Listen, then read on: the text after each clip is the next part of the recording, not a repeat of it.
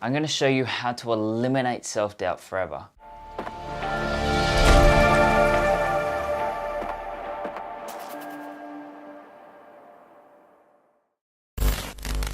Now, I'm sure you have experienced doubt in some point in your life, but what is actually going on when you doubt yourself? Now, doubt, by definition, is a feeling of uncertainty or lack of conviction, and that means you're not sure of a thing or whether that thing's going to happen or not. And self, by definition, is you. So self-doubt is an uncertainty to whether you are capable of having or achieving a desired thing or illusion. The key here is desired. You can't have self-doubt if there's not this desired illusion first. Now, desire is to want, and if you want something, then that means that you don't have it or you lack it. And you never want something that's right there in the moment that you already have, right? Think about an ex-girlfriend that may have broke up with you. When you were with her, you weren't doubting or desiring to be with her because you just were. But when she left, the desire and the doubt kicked in. And because you were not with her, that means that you lack something. And you put out lack. If you put out I don't have, you will get don't have or lack in return. And you most likely see that that thing you want has only positives, and so you are blindsided or unconscious to the negatives. Now, everything is perfectly balanced in this universe. It's universal law, the law of polarity, right? There can't be up without down. There can't be happiness without sadness, and there can't be good without bad. So by saying you don't have, but you want it, you are putting it on top of that imaginary pedestal, leaving you stuck down here, looking up at that thing, thinking how wonderful it would be to be up there and to have that thing. Now, let's say you have a workplace review coming up and you doubt how you will go in that review, and in your mind you have an expectation or an illusion of what the result of that review should be. And that result could be, say, 100% mark. So that 100% mark becomes the illusion and the thing that you want to happen. It's this 100% mark in your mind has only positives, right? And you don't have it yet, so it goes above you. Again, you're down here, it's up here. And to balance it out, you create a negative charge being in the form of self-doubt. You see things as being all positive up here. So you need to balance it out with the negatives of self-doubt and the inability to attain it or lack, right? Now, imagine if you're a speaker on stage. You might find people who can speak and inspire and move crowds. And so you might think that they're above you. So unconsciously, you perceive that they are better or able to do things better than you. And as a result, you perceive that you're not as good as them, and you will doubt your ability in that area. You know, think of a guy, let's call him John. John's meeting a girl and he thinks he's out of his league. He most likely doubts anything is ever going to happen between them. You know, John might really want something to happen between them. So she goes up on top of the pedestal, the imaginary pedestal. Not because she is, but because he has these negative charge glasses on that now view her as only positive, meaning that she has no downsides. Now, this is more commonly known as red flags, right? And so in this situation, if they start dating, then she gets taken off the pedestal over the coming years and the months and now becomes at the same level as he does. And as you know by now, she has come back to neutral and balanced. When something is balanced, you can see both equally positive and negative. John then starts to notice all of these red flags that were present in the first place. He was just unconscious to them. Now, this doesn't just happen in a relationship. It can happen in all areas of life. And we will discuss this in further detail in later videos. So if you perceive yourself as below something and you want to get it, or you want to achieve that place or that thing that's above you, self-doubt arises as we see more obstacles than abilities between where you are currently at right now and where you want to go.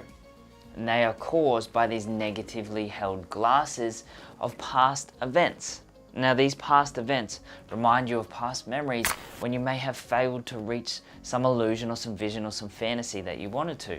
Now, the anatomy of self-doubt is you seeing more I can't than I can, and more of I must have then I must not have, with the thing that you want and the thing that you want to have that's put up on top of this pedestal. So I'm going to show you how to balance that out, and you can turn yourself into the unstoppable powerhouse that you are. Now, self-doubt can also be a feedback mechanism to let you know that what you are chasing is not congruent with the things that you value most. Most people think that self-doubt is a weakness, and they want to blame things in their past for their perceived lack of self-belief.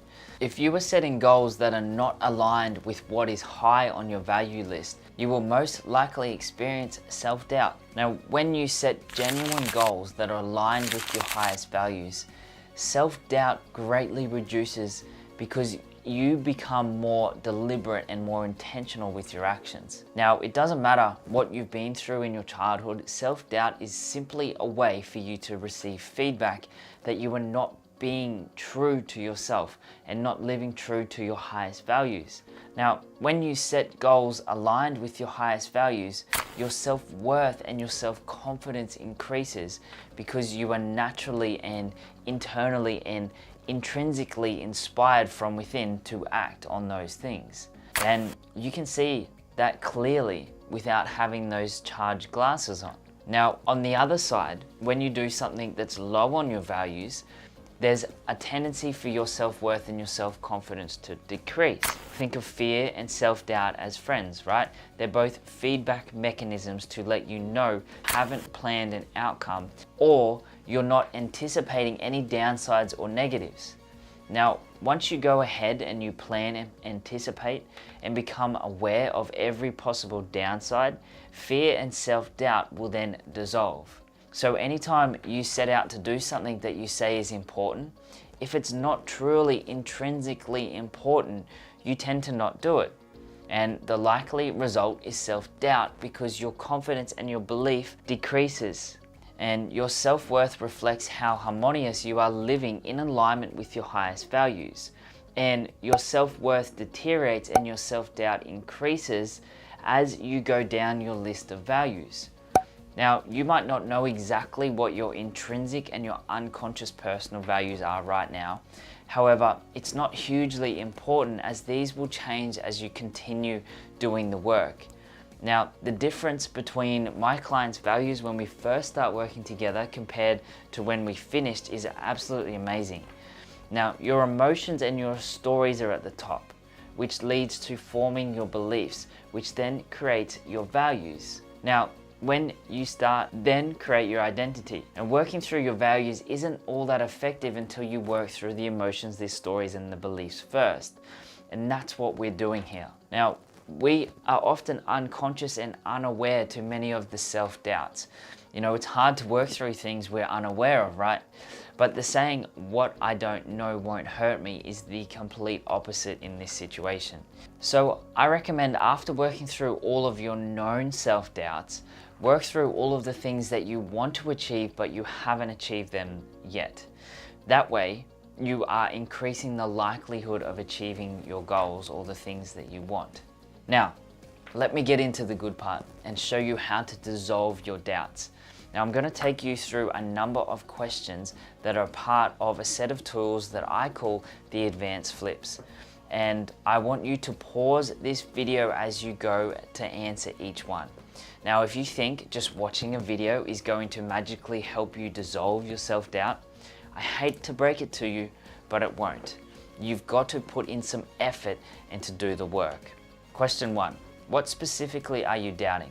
I doubt I can. What is the illusion or the thing that you are doubting about yourself? The reason you're doubting yourself is because you are putting out "I don't have."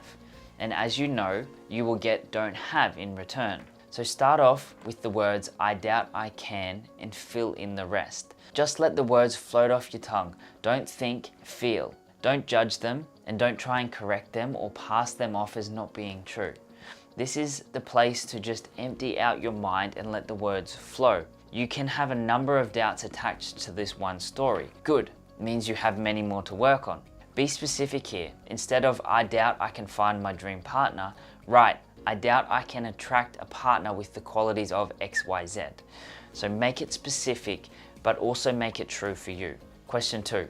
What are the upsides of not having done what you were doubting that you can do. Now, from this self-doubt that you are having, what are the upsides for you of not having achieved that yet? Now, this is where you'll find the light. We get so focused on our inabilities and the things we can't do, which ruins our lives. And we get caught up thinking that if we achieve what we wanted, it would make things magically better. But let me tell you, it doesn't.